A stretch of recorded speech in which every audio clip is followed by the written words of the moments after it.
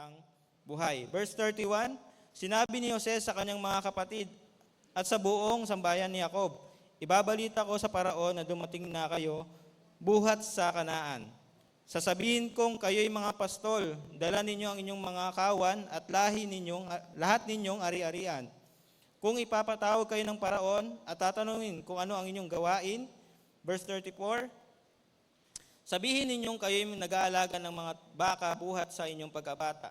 Tulad ng inyong mga ninuno, sa gayon, maaari kayong manirahan sa lupaing ito. Sinabi niya ito sapagkat ang mga taga-Ehipto ay namumuhi sa mga pastol. Yan, pagpalain po ang salita ng Diyos. Tayo po ay manalangin. Aming Diyos, aming Ama, Lord, humihingi po kami ng iyong pangungusap, Panginoon, Lord, sa umagang ito, Panginoon, Lord. Lord, gamitin niyo po ang inyong lingkod, Lord. Bigyan niyo po ko, Lord, ng authority to speak, Panginoon, Lord God. Patuloy, Panginoon, na kausapin niyo po kami, Panginoon. Patuloy po, Panginoon, Lord, sa pamamagitan ko, Panginoon, may hayag niyo po ang nais niyo pong sabihin sa aming mga tatay, Panginoon, sa umagang ito. Lord, patuloy na yung mga mali namin, Father God, Lord, na nagagawa, Lord, sa umagang ito, Panginoon, dinadalain ko, Lord God, na babaguhin niyo po iyon, Panginoon, Lord, Father God. Patuloy, Panginoon, na ang inyong pong mensahe sa umagang ito, Panginoon, ay magiging pagpapala po. Hindi lang, Panginoon, sa mga ama, kundi, Lord, sa mga kabataan, Panginoon, na nangangarap, Lord God, na maging ama sa hinaharap, Panginoon, Lord God. Patuloy, Lord, samahan niyo po kami. Kayo po ang makita, Panginoon, sa aking buhay. Sa pangalan ni Jesus, Amen.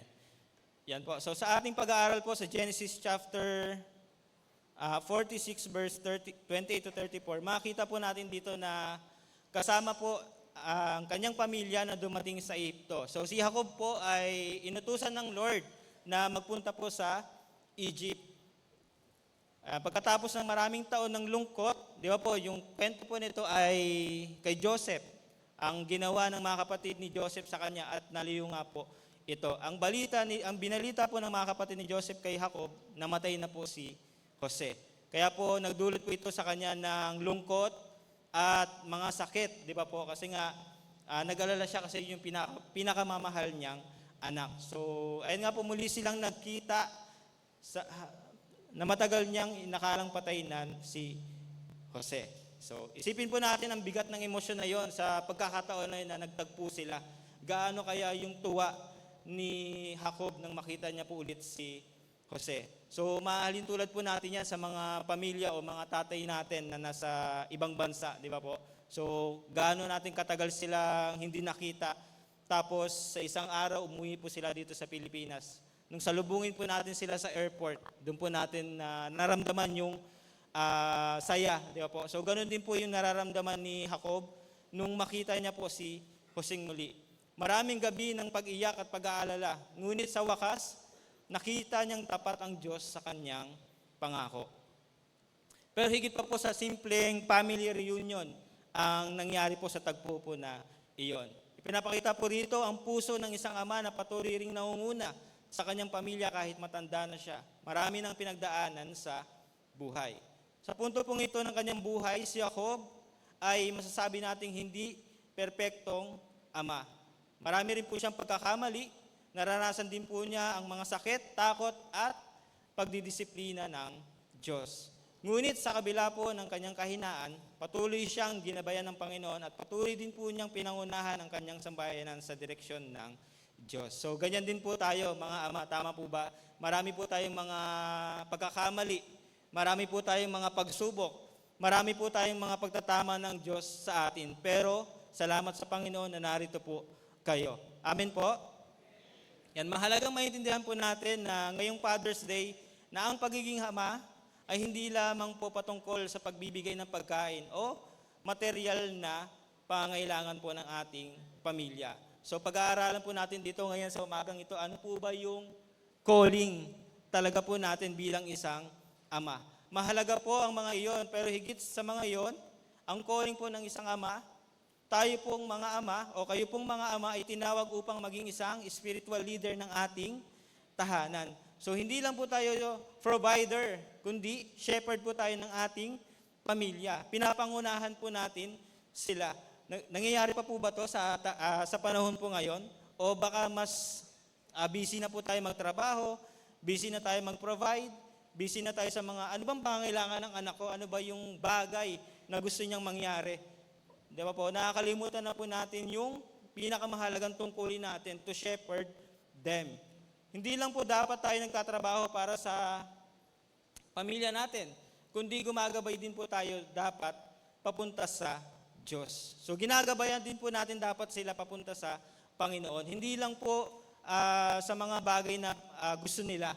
Di ba po? So mahalaga po sa isang tahanan na ang ama ay ginagabayan ng kanyang mga anak at asawa papunta sa Panginoon. Sa panahon po natin ngayon, maraming tahanan ang nawawalan ng direksyon dahil marami din pong ama natin ngayon na absent spiritually. So yun po yung nakakalungkot, no? Christian naman yung tatay pero absent spiritually sa loob ng tahanan. Hindi ma-rebuke yung anak kapag mali na yung ginagawa. Hindi ma-share ng gospel yung anak. Hindi makapag-share sa family devotion. Bakit? Nahihiya, hindi kasi nakakapag-devotion. So yun po yung marami nangyayari ngayon. Maraming present physically pero absent naman po sa tahanan. Hindi maramdaman. Maraming buong pamilya pero may isang miyembro na hindi nila maramdaman. O minsan yung mga anak nila ay malayo po ang relasyon sa kanila. Kulang sila sa spiritual leadership. So sa umaga po ito po yung mga pag-aaralan natin sa buhay po ni Jacob. Sapagkat sinasabi dito na ang isang Diyos, ang isang maka-Diyos na ama ay lalapit ang kanyang pamilya papunta sa Panginoon kahit napakagulo na ng mundo. So yun pa rin po ang goal ng pagiging ama is to bring his family papunta po sa Panginoon. Nangyayari pa po ba yun ngayon? Mga ama, o baka yung mga anak po natin, sila na po yung nasusunod sa kanilang mga gusto. Wala nang authority yung father sa loob ng tahanan. Yes na lang kasi hindi na masuway yung anak. Sabi nga po ni John Calvin, yan, the duty of the father is not only to nourish the body, but also to raise his children in the fear of God. Hindi lang po tinawag ang ama to provide, kundi turuan po yung mga anak natin at mga asawa natin, ang asawa natin na matakot sa Panginoon. Diba po? So yun po yung pagkatawag sa atin bilang ama. Ang tunay po na tagumpay ng isang ama ay hindi nakikita sa dami ng kanyang naipundar, kundi sa paraan ng paggabay niya sa kanyang pamilya upang mahalin, makilala at sundin ang Panginoon. So hindi po nababase sa dami ng kotse, sa dami ng bahay, sa laki ng bahay, sa ganda ng bahay, yung katagumpayan, thank you po, katagumpayan ng isang ama sa kanyang pamilya. Nakabase po ito kung paano niya turuan, mahalin at sundin ang Panginoon. So paano po siya nagiging halimbawa spiritually sa loob po ng tahanan. Kaya po, pag-aaral natin ngayon sa mga talata nating binasa, so yung mga biblical principles po na dapat taglay ng isang ama. So bigyan po natin ng acronym yung salitang ama. So para po sa ating unang puntos, ayan, so yan, bigyan po natin. Father are called to, number 1, acknowledge God's direction for your family. Sabi po sa verse 46, si Judah ang isinugo ni Israel kay Jose upang siya ay salubungin. Dahil niyang ipinahanda ni Jose ang kanyang sasakyan at sinalubong ang kanyang ama sa Goshen. So sabi po dito,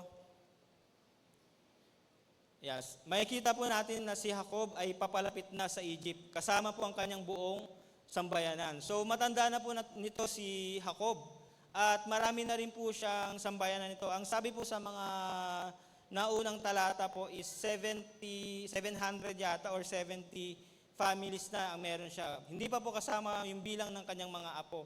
Hindi pa po kasama yung bilang ng mga kawan na dala-dala po nila.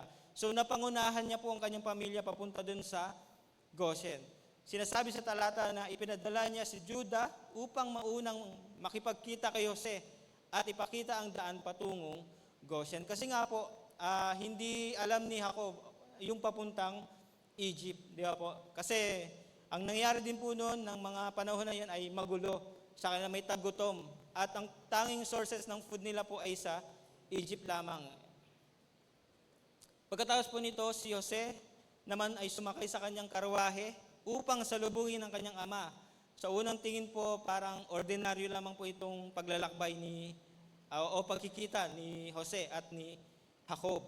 Ngunit kung maunawaan po natin ito ng mas malalim, ang pangyayari pong ito ay makikita natin na ang katotohanan na ang Diyos ang gumagabay sa bawat hakbang ng pamilya. So number 1 po natin, acknowledge God's direction. Mga ama, ayan, ginagawa pa po ba natin ito? Ina-acknowledge pa po ba natin yung direction ng Lord para sa ating pamilya? O baka mas nasusunod na kung ano yung gusto natin gawin para sa ating pamilya. Isa pong paalala ito sa atin na ang Diyos po ang siyang gumagawa ng bawat hakbang kung paano po natin dadalhin ang ating pamilya sa Panginoon. Hindi po basta nagdesisyon si Jacob na pumunta sa Egypt. Sa mga verse po na nauna dito, kinausap po siya ni Lord through sa kanya pong panaginip. Sabi po ng Lord sa kanya, huwag kang matakot pumunta ng Ehipto. Di ba po? So kasi nga po, yung verse din na yon, o yung kwento din po nila ni Jose, ay inutusan din ni Jose ang kanyang mga kapatid na dali ng kanyang ama sa Egypt para palayain ang kanilang bunsong anak.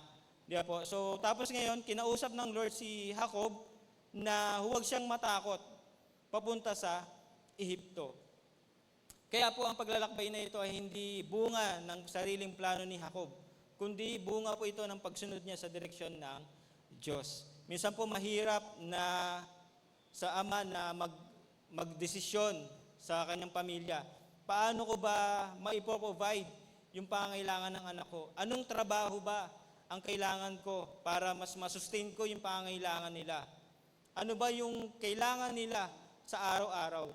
Yun po yung mga takot natin, di ba po? Yun po yung, bilang ama, yun yung mga takot natin. Paano natin mapro-provide yung pangangailangan ng ating pamilya? Kasi nga, bilang provider, araw-araw iniisip po natin yan. Araw-araw, nasa isip po natin yan, bago tayo matulog, iniisip po natin, iyan. Paano kaya yung pamilya ko sa araw-araw?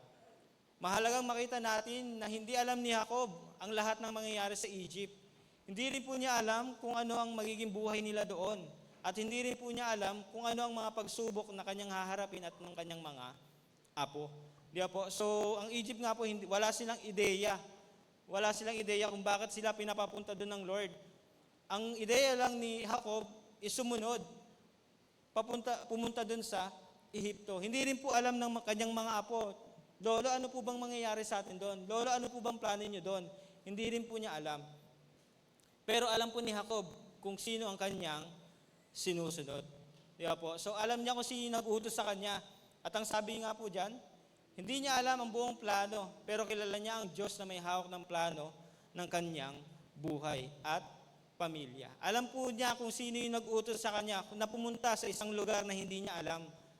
Alam niya kung sino yung nag-utos sa kanya sa isang bagay na hindi niya alam gawin. Minsan po may utos ang Lord sa ama.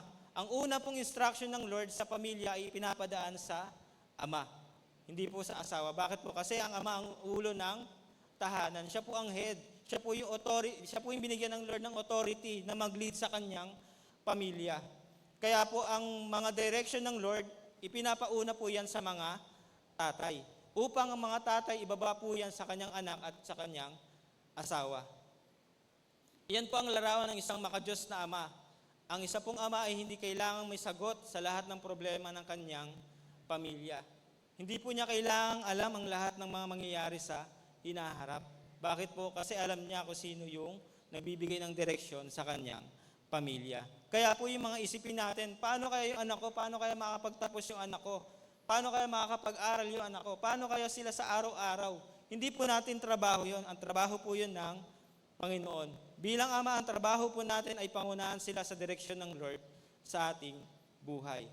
Ngunit kailangan po ng isang ama kilalanin at sundin ang direksyon ng Diyos para sa kanyang tahanan. Ina-acknowledge pa po ba natin yung direction ng Lord? O mas naunguna na po sa atin yung mga kaparaanan po natin? Bilang ama, may mga pagsubok po tayo. Bilang ama, may mga alalahanin po tayo sa araw-araw. Ina-acknowledge po ba natin, Lord, ano po yung gusto niyong gawin ko? Lord, ano po yung pwede kong gawin sa problema na to? Nangyayari pa po ba sa atin yon, mga ama? Naipapanalangin pa po ba natin yon? Ina-acknowledge pa ba natin, Lord, ano yung ways mo para mapagtagumpayan ko tong problema ng aming pamilya? escape po ba? Yung Bombay po ba? Yung pag-inom po ba yung bisyo? O yung mga bagay, Lord, na makapaglayo sa'yo? Kukunin ko tong work na to kahit may Sunday, basta Lord ma-provide ko yung family, yung pangailangan ng family. Nagpe-pray ka ng work ng mga opportunities, ng mga double income, pero nakakalimot ka na sa Lord. Gusto mong mag-abroad, pero direction ba yun ng Lord? Gusto mong mag-business, direction ba yun ng Lord? Hindi ka ba diyan malalayo sa iyong pamilya?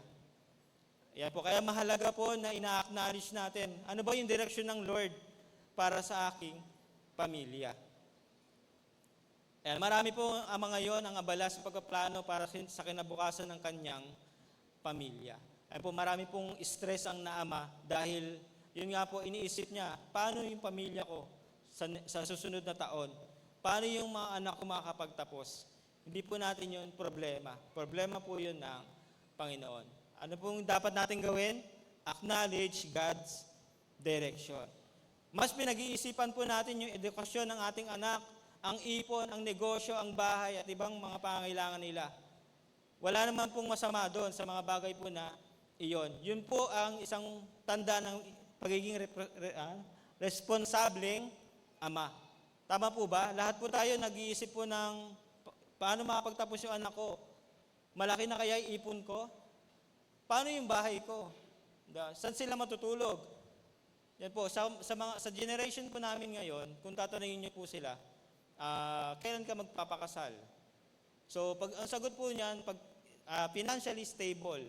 Yan po ang sagot ng kabataan ngayon. Bakit po? Kasi nga sa panahon ngayon, napakamahal ng bilihin, napakamahal magpakasal, napakamahal magkabahay, napakamahal mamuhay sa Pilipinas po ngayon. Di ba po? Puro na po tayo tax. So, yun po yung isipin ng mga ama. At hindi po yun masama, tama po? Isa po yun sa palatandaan ng paghahanda sa pagbuo ng pamilya. Pero may mas mahalaga pong tanong. Habang hinahanda po ba natin ang ating mga anak para sa kanilang trabaho, inihahanda din po ba natin sila para makilala si Kristo? Amen po? Habang tinuturuan po natin sila maging matagumpay sa buhay, tinuturuan din po ba natin silang sumunod sa kalooban ng Diyos? O baka nawawala na po yun, puro makamundong bagay na lang yung tinuturo natin sa ating mga anak. Anak, magsipag ka. Anak, gawin mo lahat. Anak, ito yung gawin mo. Pero malayo naman po yun sa kalooban ng Lord. Yun po ba yung direction ng Lord sa ating buhay? Marami pong ama ang mahusay sa pagbibigay ng direksyon para sa karir ng kanilang mga anak. Ngunit kulang po sa direksyon para sa kanilang kaluluwa. Tama po, mahirap mag-rebuke ng isang anak kung hindi po natin nakikita yung direksyon ng Lord sa ating pamilya. Mahirap po magsabi ng, anak, ito yung gawin mo, kung hindi mo naman alam yung direksyon ng Lord para sa iyong mga anak. Ngunit siya ko po ay isang paalala sa atin na ang pangunahing tungkulin ng ama ay hindi lamang ihatid ang kanyang pamilya sa isang lugar na maganda. Sa halip po, ang pangunahing tungkulin niya ay ihatid ang kanyang pamilya sa kalooban ng Diyos. Hindi po laging maganda yung kailangan nating isipin. Lord, gusto ko all settled na ako bago ako magpamilya. Lord, gusto ko all settled ako para yung anak ko wala na silang pagkukulang para lahat maibigay ko. Lord, gusto ko all settled na ako. May bahay, may negosyo, maraming sasakyan. Pero po, tinuturuan po ba natin silang sundin ang kalooban ng Lord? O mas pinapangunahan na po natin yung kalooban ng Lord kesa sa kalooban po natin.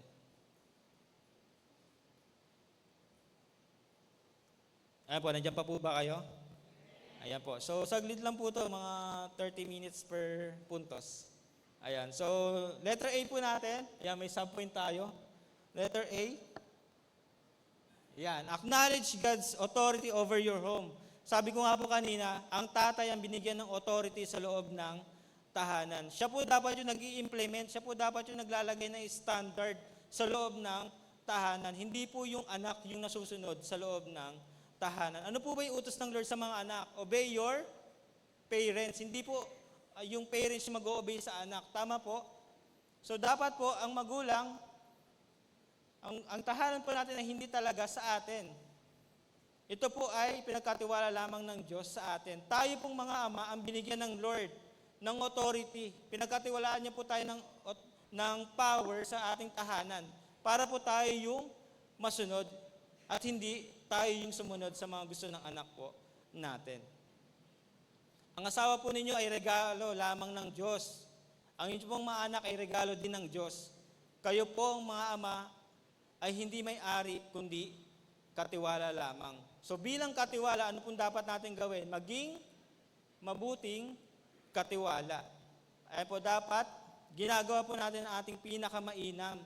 Hinihingi po natin yung ways ng Lord. Ina-acknowledge natin, Lord, ito ba yung direction mo para sa aking anak?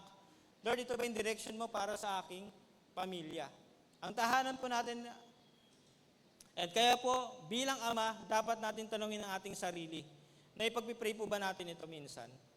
Yan, sabi po dito, Panginoon, ano ba ang gusto mong mangyari sa aking pamilya? Sino pong nagpipray ng ganito sa bahay? Ng mga tatay. Panginoon, ano pong gusto mong mangyari sa pamilya? Hindi po yung, ano ba yung gusto kong mangyari para sa anak ko? Anak, gusto ko mag-doktor ka. Anak, gusto ko yung mag-engineer ka para paldo tayo pagdating ng panahon. Anak, gusto kong maging, mag-politiko ka. Di ba po? So, tayo na po yung nasusunod. Ayan, minsan ipanalangin din po natin ito. Ano ba ang kalooban ng Lord para sa aking tahanan? Naipagpipray pa po ba natin ito? Lord, ano po yung gusto mong mangyari? Lord, ano po yung ginagawa niyo sa aking tahanan? Lord, ano po yung gusto niyo ituro sa aming pamilya? Ang tunay po na leader ng tahanan ay hindi ang ama. Ang tunay na leader ng tahanan ay ang Panginoong Hesus. Tayo pong mga tatay itinawag lamang upang maging tapat na tagapangasiwa ng ipinagkatiwala po sa atin. Yan, bilang ama, dapat maging mabuting katiwala tayo ng ating pamilya. At ang pagpapakita po ng pagiging mabuting ama o mabuting katiwala ay yung ina-acknowledge po natin yung karunungan ng Panginoon o ginagamit natin yung authority natin sa loob po ng tahanan. Letter B po, acknowledge God's wisdom in uncertain situation.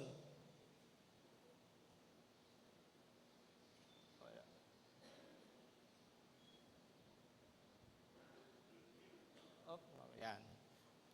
Marahil po ay naranasan na din po natin na may mga panahon talaga ng kawalan. So may mga panahon po sa family natin na talagang walang-wala, mga gipit season, mga talagang Lord, sagad na po, wala na. Marahil po na itanong din po natin ito, paano kung mawalan ako ng trabaho? Paano kung magkasakit ako? Paano kung magkaproblema sa aking pamilya? Paano kung hindi malinaw sa akin ang hinaharap? So ito po yung mga tanong ng mga tatay minsan dahil nga you are provider. Minsan iniisip natin, Lord, paano ko ma-provide yung magandang kinabukasan ng aking pamilya? Tama po, natatanong din po natin, ito po yung mga alalahanin natin. Paano kung mawalan ako ng trabaho? Paano kung mag-end na yung contract ko? Paano kung magkasakit ako isang araw at hindi ako makapasok? Ano yung kakainin ng aking pamilya?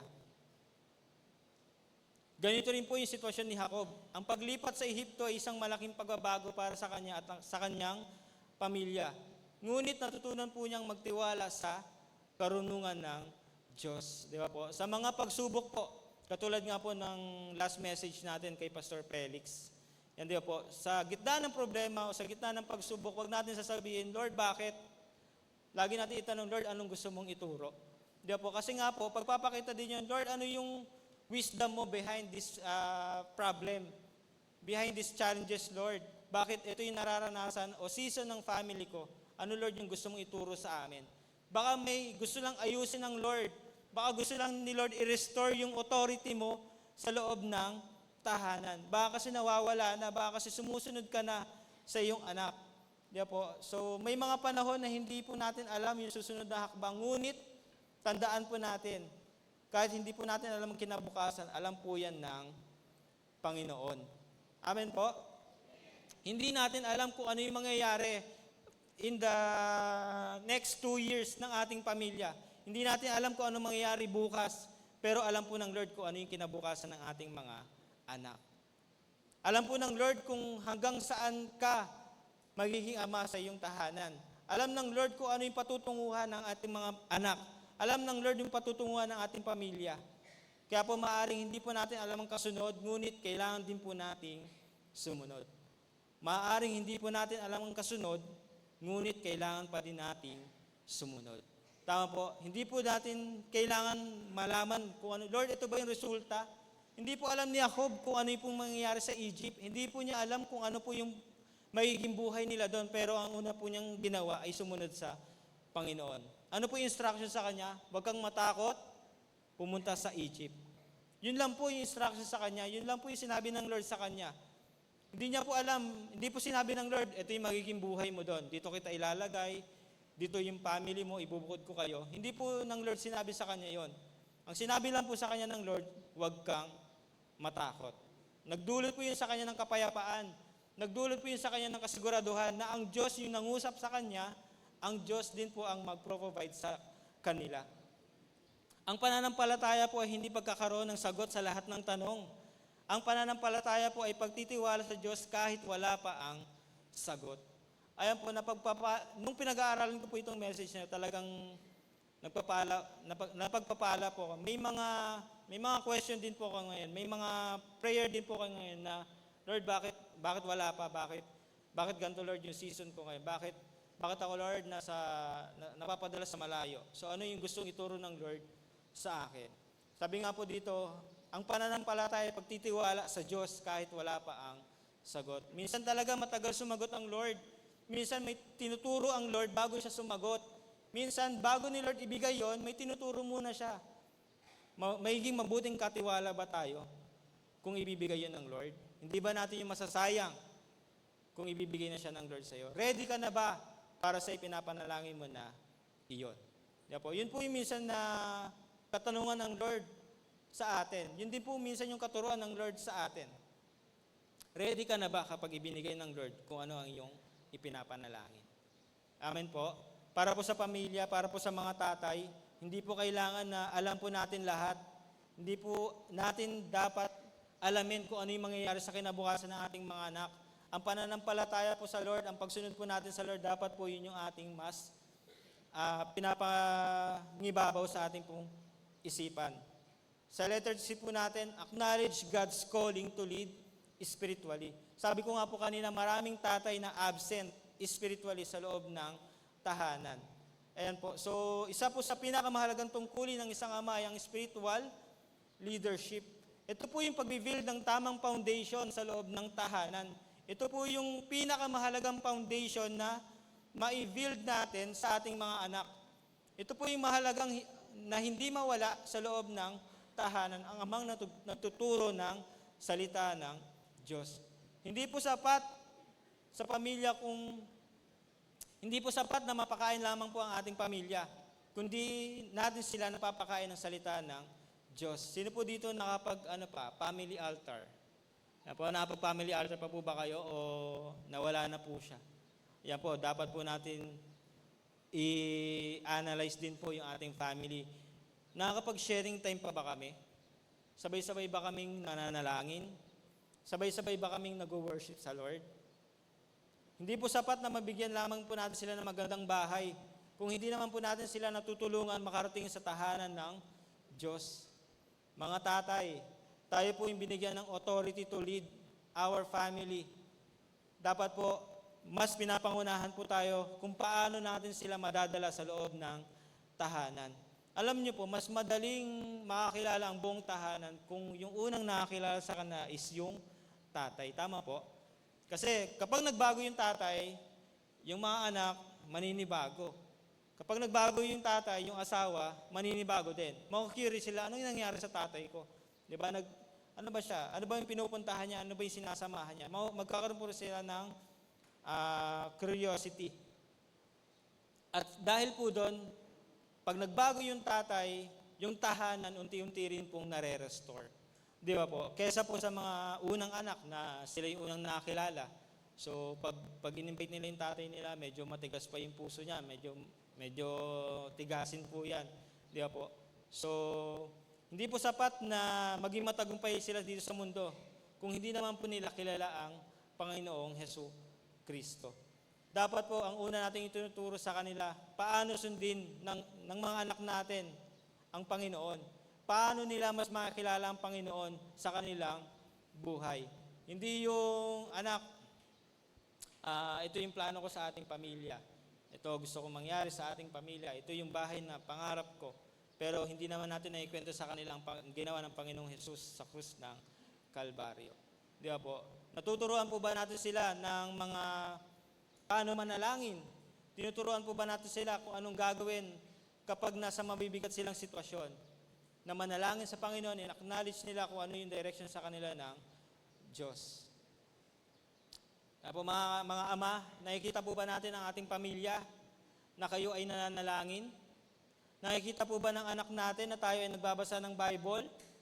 Nakikita po ba sa loob ng tahanan na tayo nagtuturo ng tungkol sa salita ng Diyos? O baka mas nakikita nila yung ama na palautos, anak, timpla mo kape. Mahal, timpla mo kape. Mahal, ano pagkain? Mahal, ano ulam? Baka mas naririnig pa nila yung mga alias na tinatawag niya sa anak nyo na hindi naman dapat, di ba po? O baka mas napapagalitan niyo pa sila kaysa natuturuan niyo sila ng salita ng Diyos.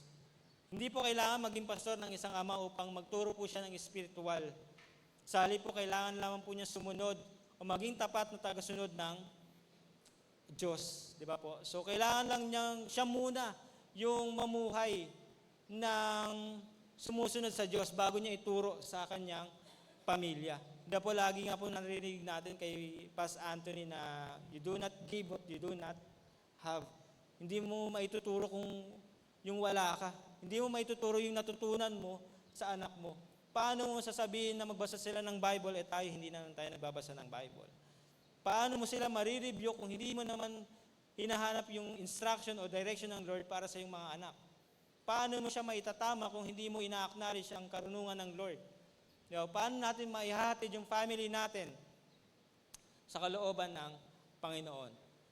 Ayan po, tulad nga po ng isang compass. Alam niyo po yung compass? Ayan, yung mga sinauna po. So ngayon po kasi ang uso ay tawag doon, Google Maps o Waze. So yun na po yung nagtuturo sa atin ng direksyon.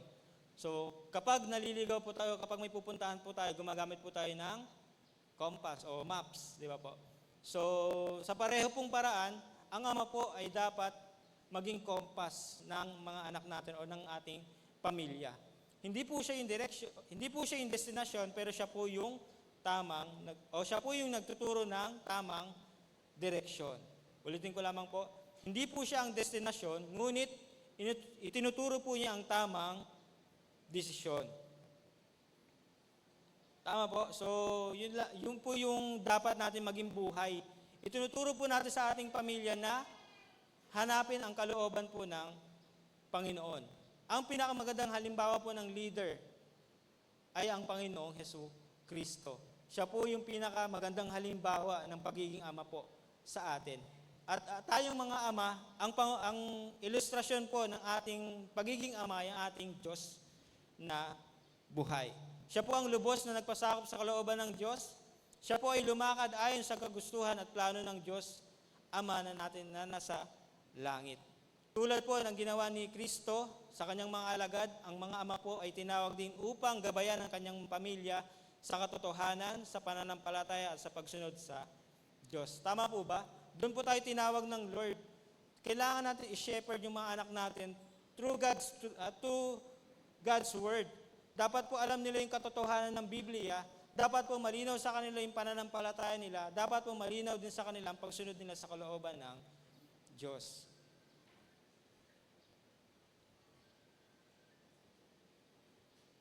Marami po pala akong din sa slide.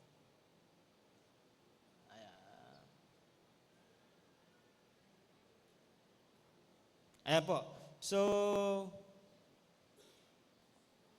yan. Dahil po, ang isang ama,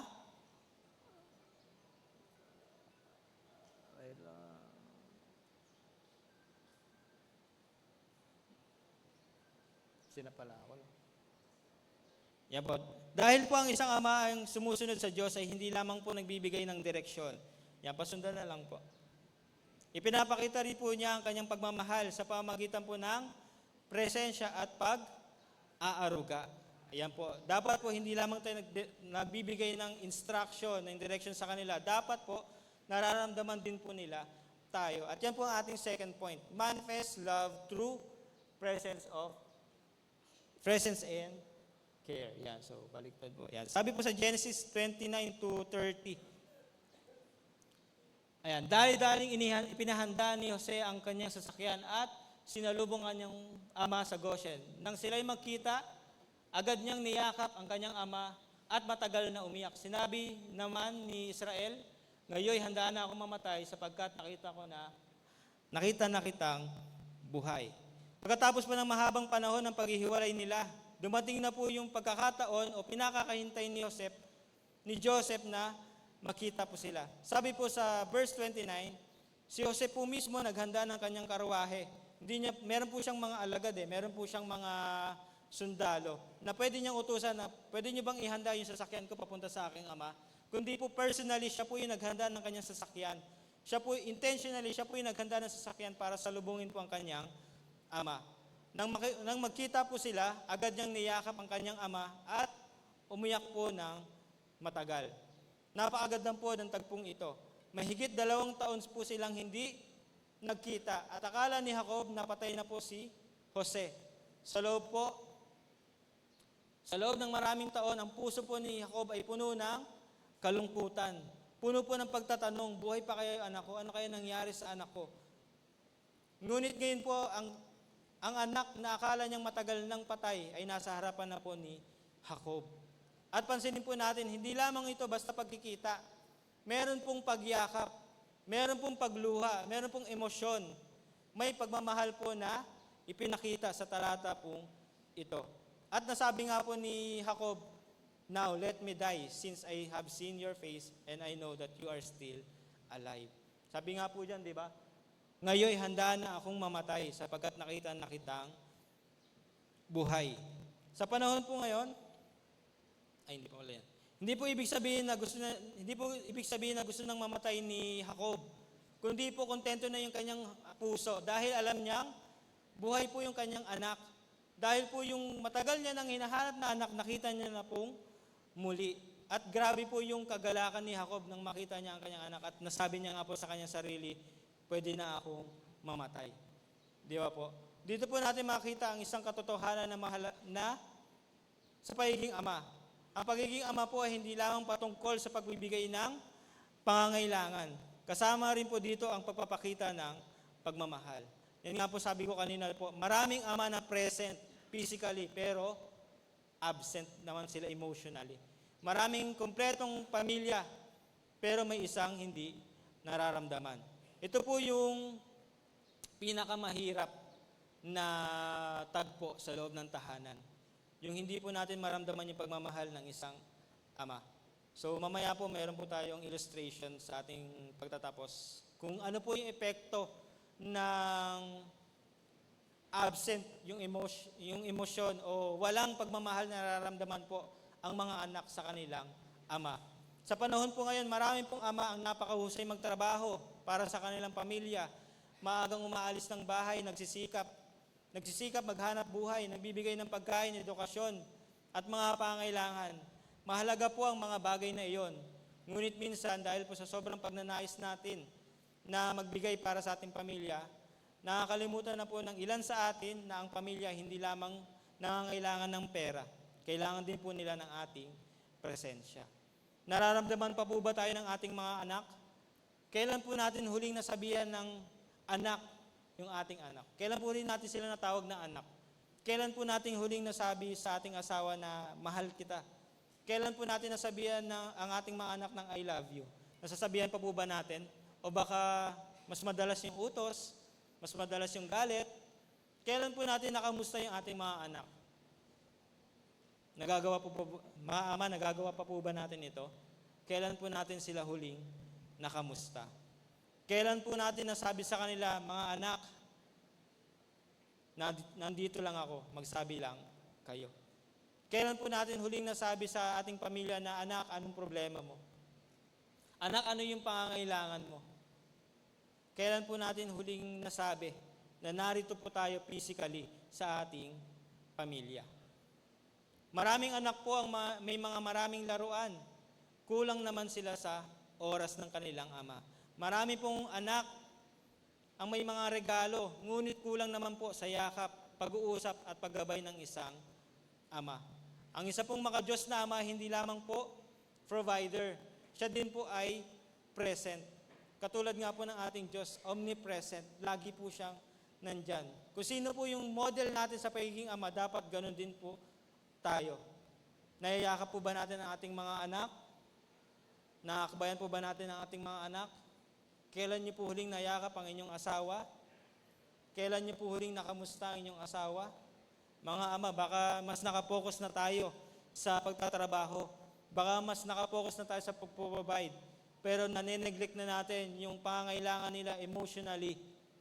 Baka nane-neglect na natin na kailangan din po nila ng isang pagmamahal ng ama. Hindi lang po basta pangangailangan, hindi lang po basta yung binibigay natin sa kanila. Dapat po, yung pagmamahal nararamdaman po din nila. Dapat po yung presensya natin nararamdaman din po nila. Yan, sabi nga po ni Martin Luther, ayan, to be a father is to be a picture of God's care. Yan po, kung paano po kayo minahal ng Lord, ganun din dapat daw po ang ipinapakita natin pagmamahal sa ating pamilya o pag-aaruga sa ating pamilya. Kasi nga po, ang model natin sa pagiging ama ay ating Panginoong Hesukristo. Kung kilala po natin ang Lord, kung naranasan po natin ang pagiging ama ng Lord sa atin, hindi po tayo mahihirapan maging ama sa loob ng tahanan. Dapat po makita nila kahit kaunting larawan lamang po ng pagmamahal at pag-aaruga ng ating ama sa langit. Ayan po. So, number 1. Ayan. Paano po natin makikita yung ating presence and care sa ating pamilya? Letter A po dyan, sabi, manifest love through meaningful presence. Ayan po, hindi po sapat na nasa bahay lamang po tayo kasama ang ating pamilya. Maaaring physically present tayo, ngunit emotionally absent naman po tayo. Di ba po, maraming pamilya na ganyan, uuwi ng bahay, galing trabaho, matutulog. Pagkagising, papasok, hindi man lang nakamusta yung anak. May anak na gustong makipaglaro sa ama, tinanggihan kasi pagod sa pagtatrabaho. Alam niyo po, may mga epekto po yan sa paglaki ng anak po natin. May epekto po yan. Hindi po natin siya makikita ngayon, pero sinosuppress po yan ng mga bata. Iniipon po yan ng mga bata. Yan po yung nai-implement sa kanila or nai-impart sa kanila. Ganito pala yung pagiging isang ama. Magtatrabaho lang, matutulog, hindi makikipaglaro sa anak, at papasok ulit, magpo-provide lang. Hindi pala niya kinakausap ang mga anak. Maaari pong magkatabi kayo, ngunit nakatutok naman po sa cellphone, trabaho o ibang bagay. Ang presensya po ay hindi lamang patungkol sa pagiging naroon. Ito po ay patungkol sa pagbibigay din po ng atensyon sa ating anak at asawa. Hindi lang po dapat na nandoon tayo sa lugar na yon. Dapat po nararamdaman po nila tayo. So dahil po kulang sila sa pagmamahal, hinahanap po nila yun sa labas.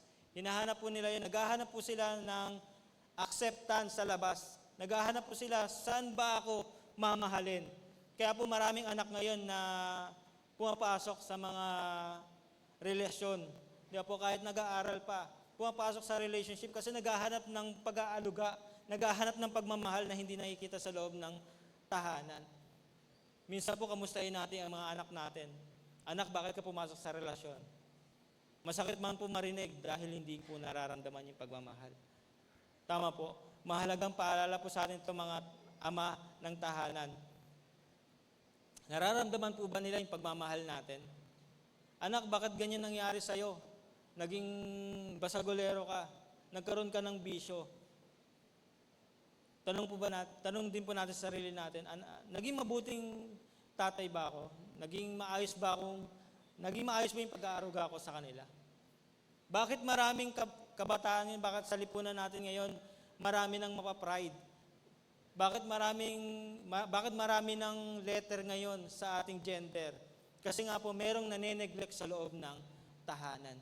May naghahanap po ng pagmamahal, may anak na naghahanap ng pagmamahal sa labas. Kaya po kapag nakita po nila yon sa ibang tao, madali po silang nahuhook, madali po silang nahukonsume nung bagay po na yon. Kaya po mga ama, pwede ba nating siya sa ating pamilya o ating sarili, napaparamdam ko ba sa kanila yung pagmamahal? Nabibigyan ko ba sila ng tamang oras? Nakakausap ko ba sila? Nakakapagkwentuhan pa ba kami? Nakakapag-date pa ba kami? O baka puro trabaho na lamang po tayo? Marami pong ama ang nagtatrabaho ng husto, overtime ng overtime, racket kung racket.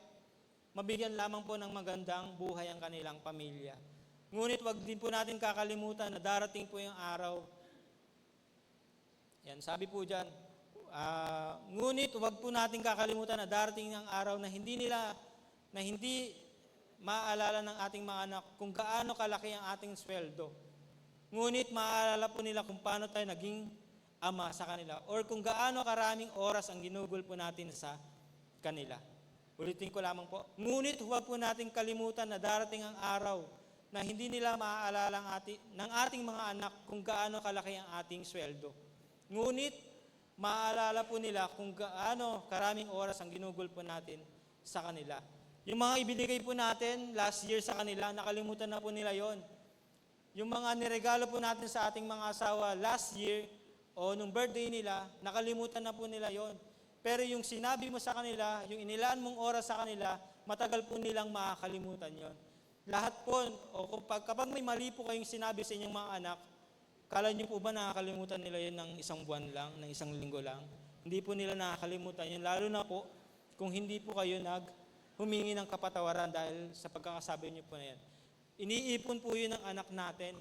Iniipon po nila yon hanggang sa dumating yung araw na sumabog sila o mag-leak yon, magkakaroon po yun ng masamang epekto sa kanila. Yun nga po yung sinasabi ko kanina na kapag lumabas sila at mahanap nila yon sa isang institusyon, sa isang tao, doon po lumalabas yung bunga po ng kawalan po ng presensya ng Ama sa loob ng tahanan. Letter B po, manifest love through patient care. Ang pagmamahal po ay hindi lamang ipinapakita kapag madali ang sitwasyon. Ang pagmamahal ay pagpapakita ng pagtitiis.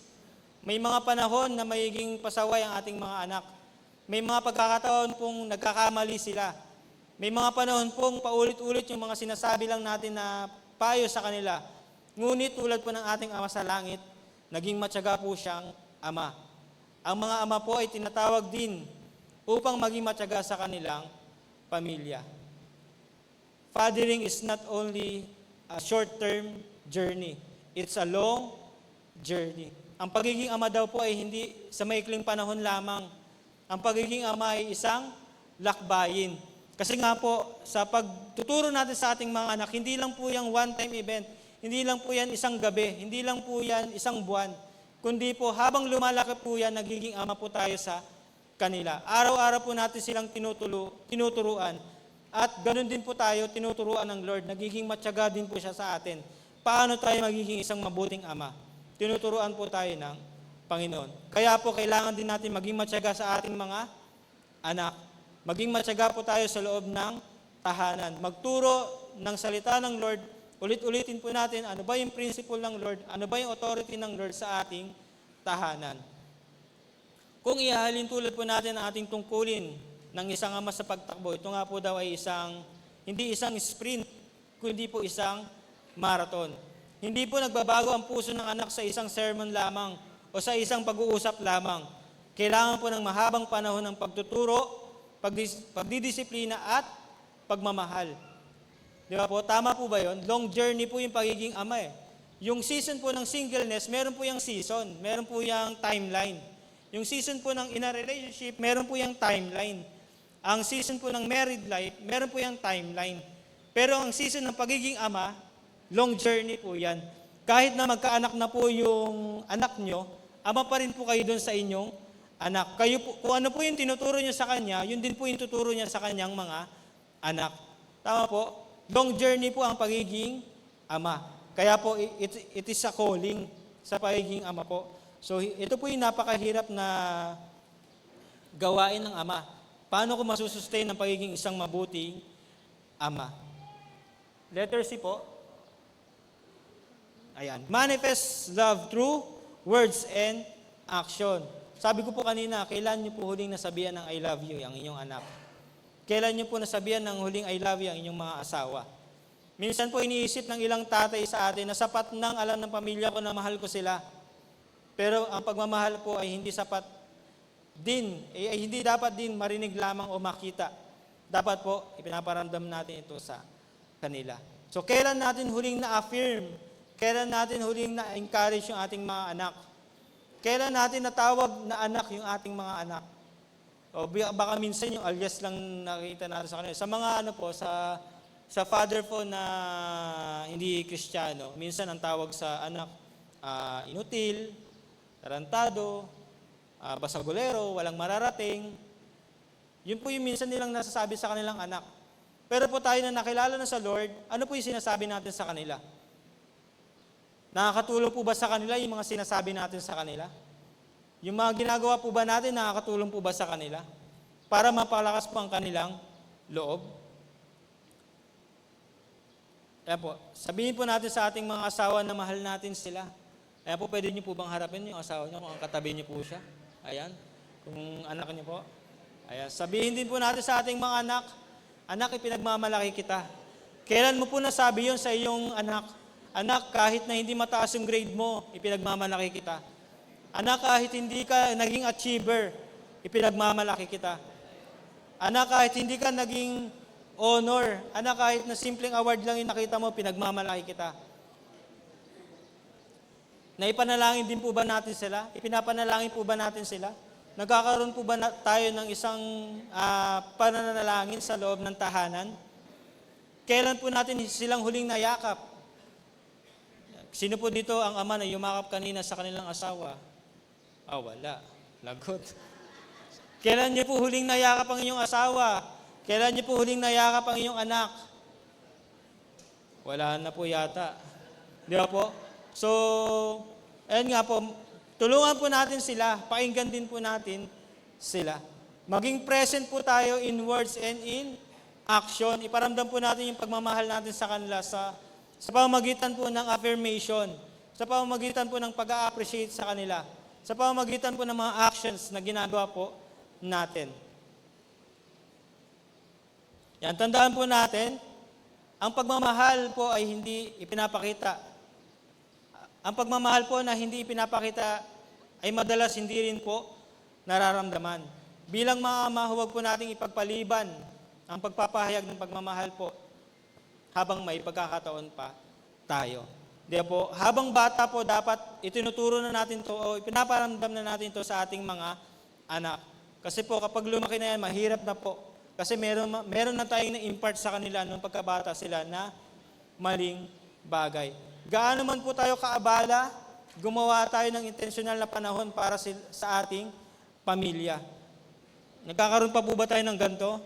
Na kahit sobrang busy natin, kahit may important important meetings, pero dahil kailangan tayo ng anak natin, dahil kailangan tayo ng asawa natin, nagkakaroon po tayo ng time sa kanila.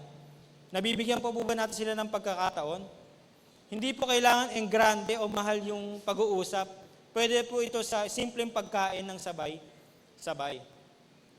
O di kaya yung mga simpleng pag-uusap bago tulog. Ito nga po yung napahalaga kung nabibuild po natin yung family altar sa loob ng tahanan. Meron po kayong kamustahan, sharing time, na ipapanalangin niyo po yung mga anak niyo, nakakapag-share po sila ng kanilang problema sa mga nangyari po sa buong maghapon.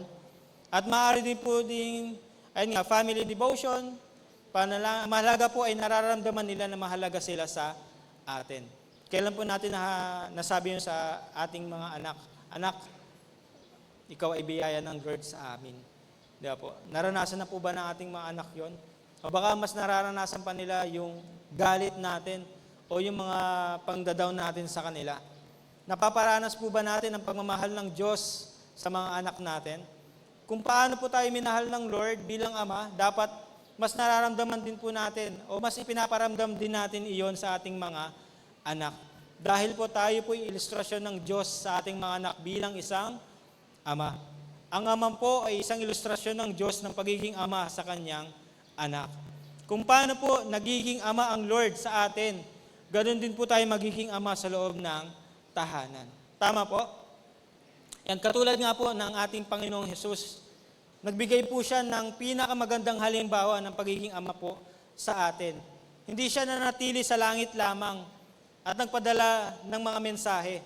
Hindi po siya nakontento doon sa mga prophets lamang.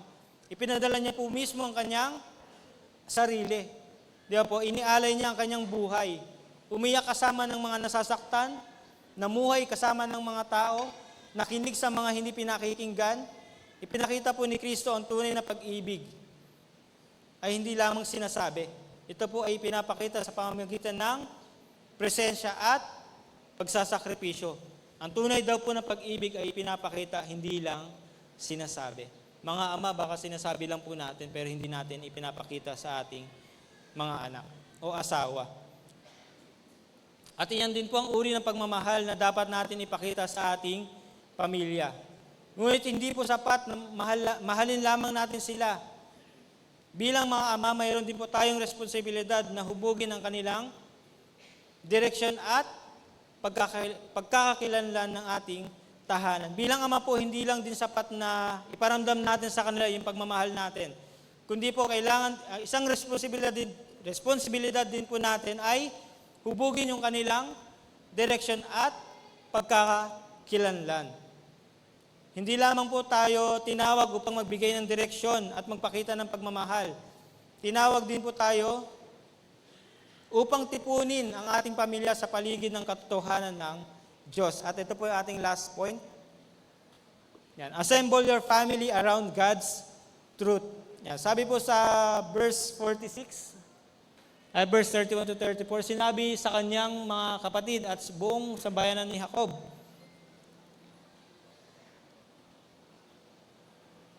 ibabalita ko sa Paraon na dumating na kayo buhat sa Kanaan. Putol yung verse ko pala. Yan po. So, sa verse na to, di ba po, sinabi din ni Jose dito na kapag ipinatawag kayo ng Paraon, sabihin ninyo kayo taga-pangalaga ng mga tupa o nagpapastol. Yan, pagkatapos po ng emosyonal na muling pagkikita ni Jacob at Joseph, lumipat po ang kwento sa isang mahalagang usapin.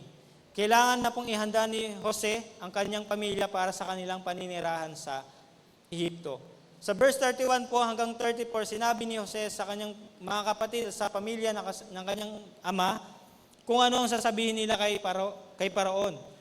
Dapat nilang sabihin na sila ay mga tagapag-alaga ng hayop o mga shepherd. Kasi nga po ang mga Ehipto, ang tingin po sa mga tagapangalaga ng hayop ay mababang uri ng trabaho. Sa unang tingin po parang hindi po ito big deal. Ngunit may mahalagang mensahe ang Diyos sa atin kung bakit po ito ginawa ni Joseph. Alam po niya na ang mga Egyptian ay may mababang pagtingin sa mga shepherd. Ituturing po nila na isang hindi kanais-nais na hanap buhay. Dahil po dito malamang na ilalayo ng mga Egyptian ang pamilya ni Jose at pamilya ni Jacob at papahintulutan silang manirahan sa Goshen ng hiwalay sa karamihan ng populasyon. Alam niyo po, kaya po sinabi ni Joseph yon para ibukod po sila ng tirahan, hindi po sila ihalo sa mga Ehipto. Kasi nga po meron silang mga culture, meron po silang mga buhay na hindi angkop sa kalooban po ng Diyos. Sa likod po ng pangyayaring ito, makikita natin ang pagkilos ng Diyos. Hindi lamang po naghahanap ang Diyos ng lugar para sa Israel na matitirahan. Pinoprotektahan din po niya ang kanyang bayan mula sa impluwensya ng Ehipto. At iyan po, bilang mga ama, kailangan din po natin itayo ang ating pamilya na bukod sa ibang pamilya. Ano po ibig sabihin? Dapat po yung family natin, meron siyang strong foundation ng salita ng Lord na hindi po siya basta-basta makokonsume ng lipunan. Kung mapunta man po siya sa anong lugar, hindi po basta-basta mawawala yung kanyang pananampalataya. Ang layunin po ng Diyos ay hindi lamang ang kaligtasan ng kanilang kawan o ng kanilang katawan sa panahon ng tagutom, kundi layunin din po ng Lord na ang pangangalaga sa kanilang pananampalataya at pagkakakilanlan bilang kanyang bayan. Ang nais lamang po ng Lord, hindi sila iligtas lamang sa kagutuman, kundi maproteksyonan din ng Lord yung kanilang pananampalataya at pagkakakilanlan bilang bayan ng Panginoon. Kasi nga po, iba po yung culture sa Ehipto. Marami pong nangyayari sa loob ng Ehipto. Marami pong idols sa loob ng Ehipto. Kaya po, ang nais ng Diyos ay hindi lamang iligtas sila sa gutom, kundi proteksyonan din po sila. Kaya po, ipinahintulot o ininstrukan ni Lord si Joseph na kapag tinanong kayo ng paraon kung ano yung inyong hanap buhay, sabihin nyo ay tagapangalaga kayo ng hayop. Niloob po ito ng Diyos na mamuhay sila sa Ehipto ng pansamantala, ngunit hindi po sila dapat maging katulad ng mga tao sa Ehipto. May mga pagkakataon po talaga na yung mga anak natin kailangan mag-aral sa malayo, mapunta sa malayo, o makipagkaibigan. Pero hindi po ibig sabihin dapat maging ganun na sila. Na hindi dapat, yun na yung magturo kung ano sila. Na hindi dapat na magsabi na yun na yun sila. Kung saan sila mapunta, yun sila. Hindi po dapat ganun. Dapat po sa loob ng tahanan, meron na pong protection ng pagkakakilanlan. Dapat po alam na nila yung identity nila kung sino po sila. Sa panahon po natin ngayon, marami na pong kabataan ang gulong-gulo kung ano ba talaga sila.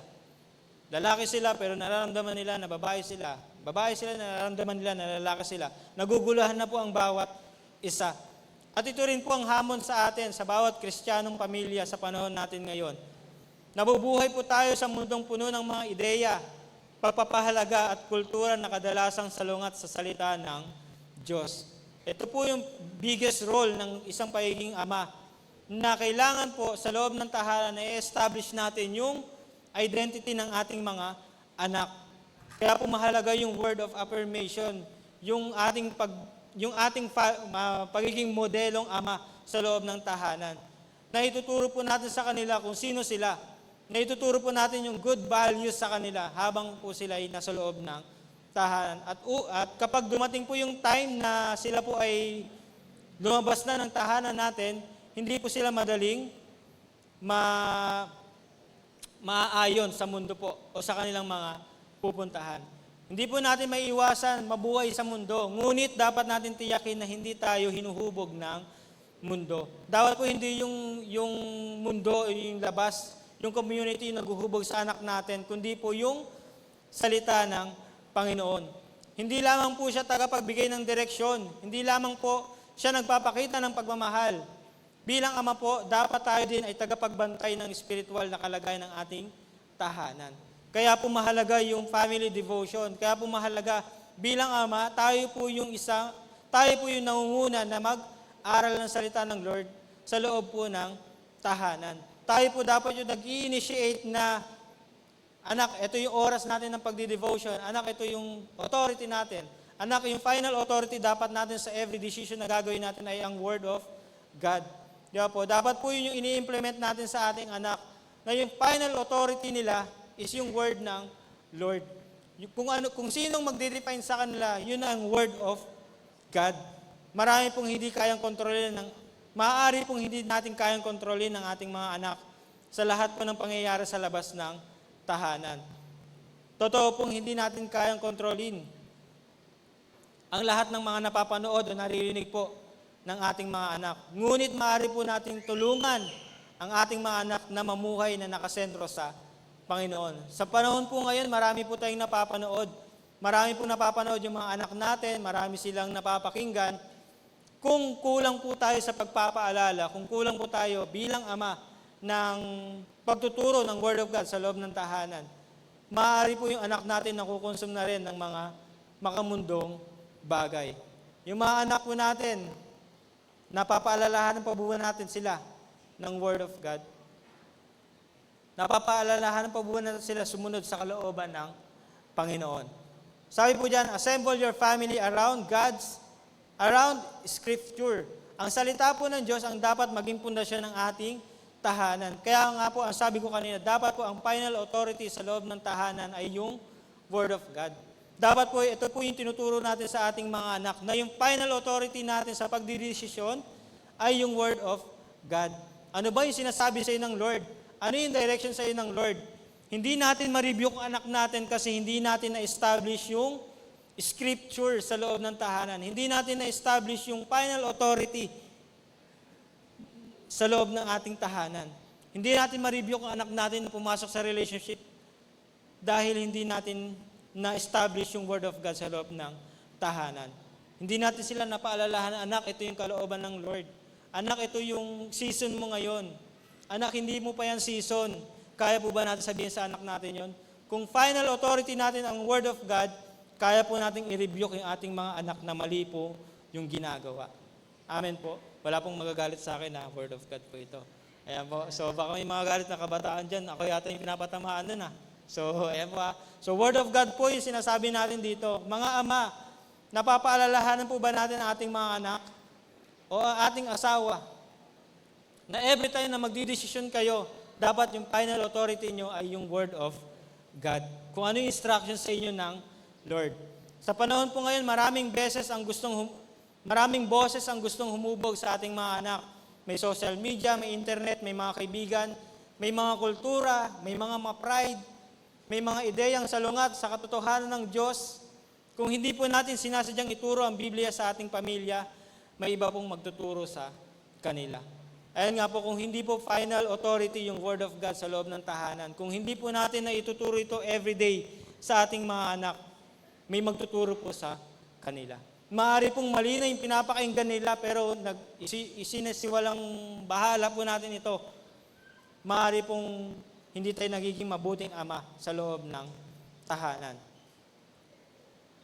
Ang salita ba ng Diyos ay may lugar pa sa ating tahanan? Wala pala. Ayan. Ito po yung mga question na dapat natin tanungin sa ating sarili. Ang salita ba ng Diyos ay may lugar pa sa ating tahanan? Nakikita po ba ng inyong mga anak na nagbabasa tayo ng Biblia? Naririnig ba nila, nag-uusap tayo patungkol sa Diyos? Nakikita ba nila na ang inyong mga desisyon ay nakabatay sa salita ng Panginoon? Ayan nga po, ito po yung magandang mangyari sa ating tahanan, na every time po na meron kayong decision making, dapat yung final authority natin is yung Word of God. May tinanong nga po kahapon sa aming cell group, kapag ba may problema yung magulang niya, sinasama kayo sa pag-uusap? Sabi niya, yes po. Sinasama kami every time na may pagpaplano sila, may struggle yung family namin, at nabibigyan din po sila ng instruction kung paano po gagawin kapag dumating po sila sa lugar na yon, sa pagkakataon po na yun. At maaari pong malaking epekto din yun sa mga anak po natin. Kapag every time po na meron tayong problema, family, dapat po sinasama natin sila. Dapat po ini-involve natin yung ating mga anak sa pagdidesisyon. Dapat po ini-involve natin sila kapag nagbabasa tayo ng Biblia.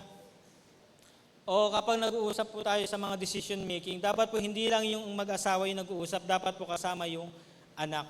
Para po hindi po natin sila nilalagyan ng boundaries na ini-escape natin sila to solve the problem sa family po natin. Hindi po kailangan magtapos ng theology degree ang lahat ng ama. Ngunit kailangan lang po ninyo ipakita na ang Biblia ang pinakamataas na authority sa inyong tahanan at basehan ng inyong mga prinsipyo. Di ba po? So napakalaga po na yung final authority sa loob ng tahanan is yung Word of God. Bakit po? Kasi nakadirect tayo kung ano yung direction ng Lord sa atin. Di ba po? Hindi yung final authority yung anak mo, kung ano yung ginagawa niya, mag-yes ka na lang. Dapat kung ano yung instruction sa iyo ng Lord, dapat yun yung ibinababa mo sa iyong mga anak. Tama po ba mga ama? Kaya niyo po bang sabihin sa inyong mga anak, anak, mali yan, hindi mo pa season yan. Anak, hindi ka pa dapat pumasok sa relasyon. Nag-aaral ka pa, kaya niyo po bang sabihin yon? Final authority ba ng Lord na payagan niyo silang pumasok sa pagrelasyon? Kaya hindi po ako bitter ha. So pinapalalahanan lang po tayo ng Lord. Ayan po. So may mga paalala na ang Lord, nineneglect pa rin natin. Kailan mo nakamusta yung anak? Baka hindi mo alam na sa relasyon na yan. Alam niyo po, kasi nga, kaya po maraming mga maagang nabubuntis ngayon, kasi nga po, maraming mga tahanan ang pinapayagan ng kanilang mga anak na makipagrelasyon. Hindi po nila napapalala ng anak. The final authority, anak, ng ating tahanan ay yung Word of God. Dapat po bilang ama, meron tayong mga standard, meron tayong mga rules na siniset sa ating tahanan para po nakaayon tayo sa kalooban ng Panginoon. Letter B po natin. Ayan. Assemble your family around worship and prayer. Tandaan po natin, ang tahanang Kristiyano ay hindi lamang lugar ng pahinga. Ito din po ay maging lugar ng pagsamba. Ang tahanang Kristiyano ay hindi lamang lugar ng pagpapahinga. Ito din po ay dapat tahanang lugar ng pagsamba. Yan po, nakapagpuri po ba tayo sa loob ng tahanan natin? Nakapag-worship po ba tayo buong family? Meron po ba tayong time para magbasa ng Biblia? Meron po ba tayong time para manalangin sa buong family natin? Nagkakaroon po ba tayo ng family devotion? Ayan po, sa lumang tipan po, ang mga magulang po doon ay paulit-ulit na itinuturo at inutusan sila na ipangaral po sa loob ng tahanan ang Word of God. Hindi po sila nagsasawa na araw-araw ituro po ang salita ng Diyos sa loob ng tahanan. Bakit po? Kasi nga po, paglabas ng kanilang mga anak, iba't iba pong kultura ang naririnig nila. Iba't iba po yung ideya na kanilang mga nakukuha. Pero po kapag na-establish natin yung authority ng Lord, ng Word of God sa loob ng tahanan, hindi po sila basta-bastang makukuha ng mundo. Ang pananampalataya po hindi dapat ipinapasa lamang sa simbahan tuwing linggo. Dapat nakikita din po ito araw-araw sa ating mga tahanan. Hindi po dapat sa church lang o sa cell group lang napapalahanan ng ating mga anak. Hindi po dapat sa cell group lang tayo nakakapagpuri o sa church lang tayo nakakapagsamba sa Lord. Dapat po meron din tayong isiniset na oras sa loob ng tahanan. Na itong oras na to, dapat ito yung oras natin para sa Lord. Ano man yung ginagawa natin, ano man yung kaabalahan natin, dapat ito yung oras na to na para sa Panginoon. Kaya po ba natin gawin yon? Ayun, amen po. Wala po. So, salamat po. Ayan, nandiyan pa po ba kayo? Ayan, dapat po sa tahanan natin na-establish po natin yon. Dapat po katulad po ng isang kapatiran natin, dapat 6 a.m. nasa loob ng tahanan na sila, na nalangin, nag-worship na sa Lord. Kapag wala, kahit may ginagawa ka, i-stop mo yan para magpuri sa Panginoon. May mga magulang po, gaano man po tayo kaabala, sikapin po natin maglaan ng panahon upang manalangin kasama ang ating pamilya. Basahin po ang kasulatan kasama sila. Magturo ng simpleng katotohanan tungkol kay Kristo. Hindi kailangang mahaba, hindi kailangang komplikado. Mas mahalaga po ay yung consistency kaysa haba. Dapat po sa loob ng tahanan, tayo po bilang ama, tayo po yung nag-i-initiate, anak, ito na yung oras natin ng pagsamba. Ito na yung oras natin para sa Panginoon. Hindi lang dapat po tayo sa cell group, lagi may sineset na oras. Dapat po sa tahanan din, nagtuturo din po tayo ng Biblia. Napag-aaralan o napag-uusapan din po ba natin yung topic every Sunday sa loob ng tahanan? Kapag uwi po natin ng Sunday, napag-uusapan po ba natin ito? Napagbubulay-bulayan po ba natin ang ating mga natutunan sa church kasama ng ating mga anak? Ang mga anak po ay lumalaki sa tahanang may panalangin at pagsamba ay nakakita po ito sa kanilang buhay na pananampalataya. Ang mga anak po na lumalaki sa tahanang may panalangin at pagsamba ay nakakita ng isang buhay na pananampalataya. Ayun po, malaki po ang dulot nito sa pamilya kung araw-araw po ay nakakapagbasa po tayo ng Biblia, meron po tayong sharing time, meron po tayong pananalangin. At letter C po natin. Yan, assemble your family around godly identity. Sabi ko nga po kanina, kung hindi natin na-establish yung pagkakakilanlan ng ating anak, maaaring paglabas yan ng tahanan, iba na po ang kanyang natutunan. Iba na po yung pagkakakilala niya sa kanyang sarili. Sa kwento po ng ating passage ngayon, ang pamilya ni Jacob ay hindi lamang hinayaan ng Diyos na makalimot sa kanilang pagkakakilanlan. Sila po ay binigyan ng Diyos ng isang bayan, ng isang lugar na hindi sila makakalimot sa kung sino ba sila, kundi maaalala nila na sila ay bayan ng Diyos. Sila po ay pinili ng Diyos at inihiwalay para sa kanyang layunin. Ibig sabihin po, may layunin si Lord kung bakit gusto ni Joseph na sabihin sa mga paraon na sila ay tagapangalaga ng hayop. Para nga po sila ibukod, para po sila ilayo dun sa kanilang o protection na sa kanilang pagkakilanlan. Ayan po, so, okay po, time na daw tayo. Sorry po, napasarap eh. Baka hindi na makapag-stick ah. Nirehearse ko po ito kagabi, natapos po ako 12. So, ngayon po 9:12 po tayo. 9 to 12 po pala. So, ayan po. So, bilisan na lang po natin. Yan.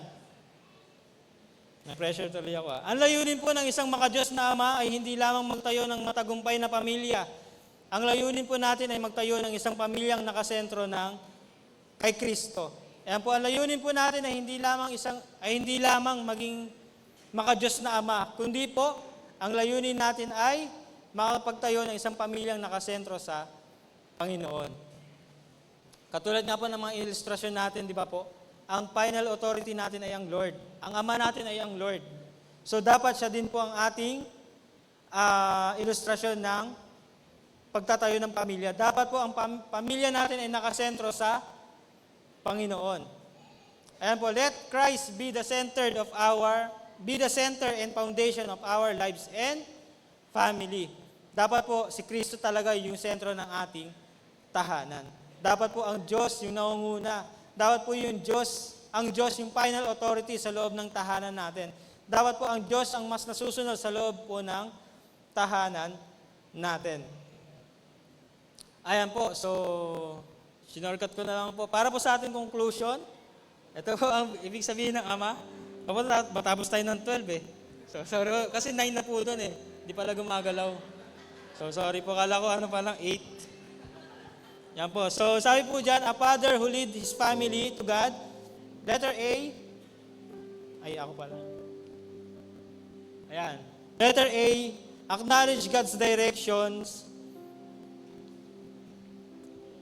Acknowledge God's direction. Kilalanin at sundin ang direksyon ng Diyos para sa kanyang pamilya. Letter M.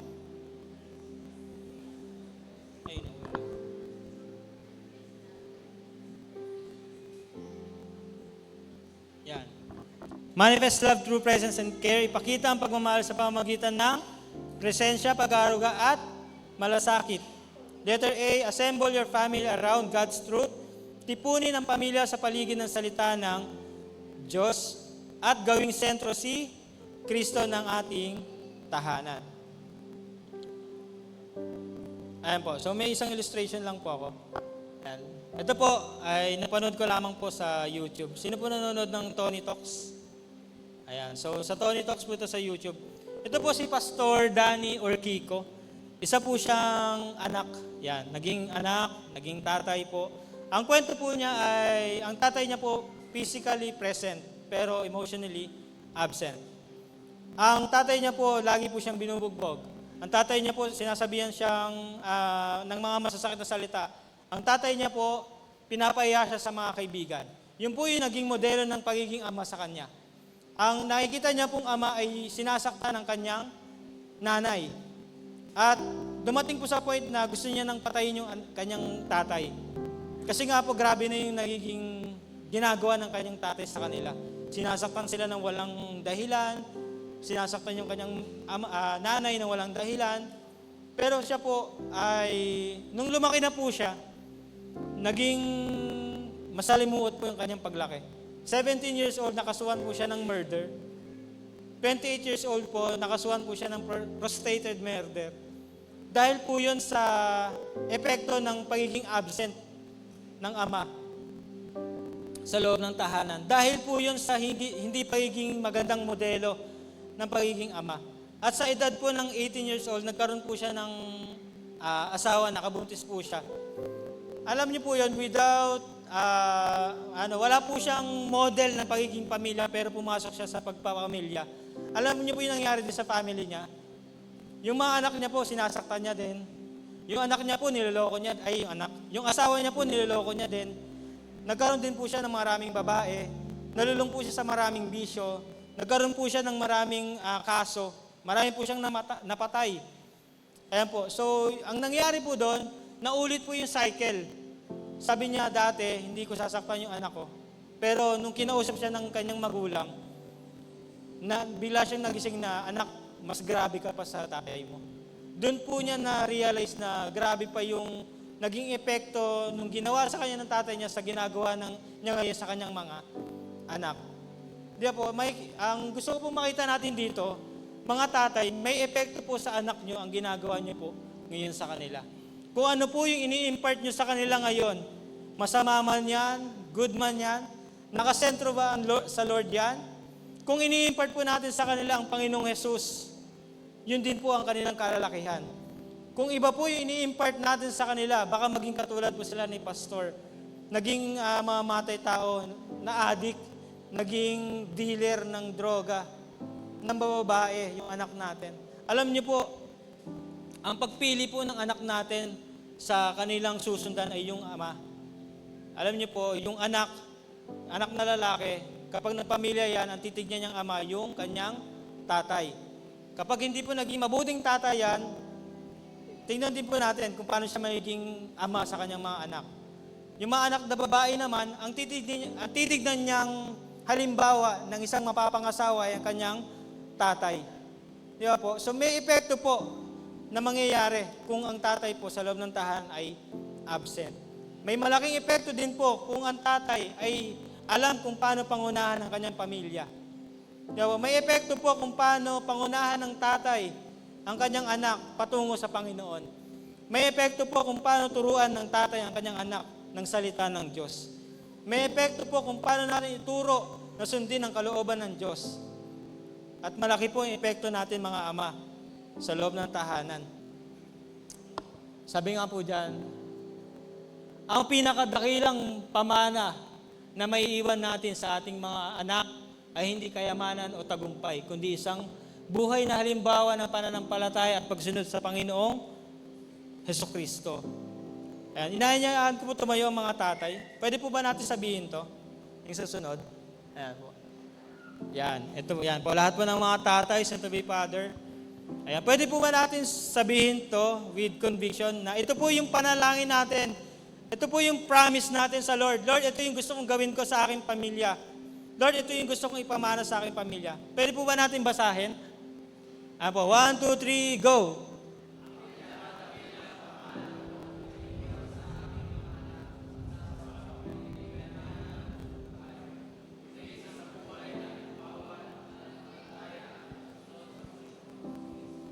Ayan po, so ulitin po natin ng mas malakas. Ayan po, so 1, 2, 3, go. Ang pinakadakilang at asawa ay hindi kayamanan o tagumpay, kundi isang buhay na halimbawa ng pananampalataya at pagsunod sa Panginoong Hesukristo. Ayan po, so sabay-sabay po natin silang batiin ulit ng Happy Father's Day in 1, 2, 3, go! Happy Father's Day! So yun lamang po at maraming salamat po.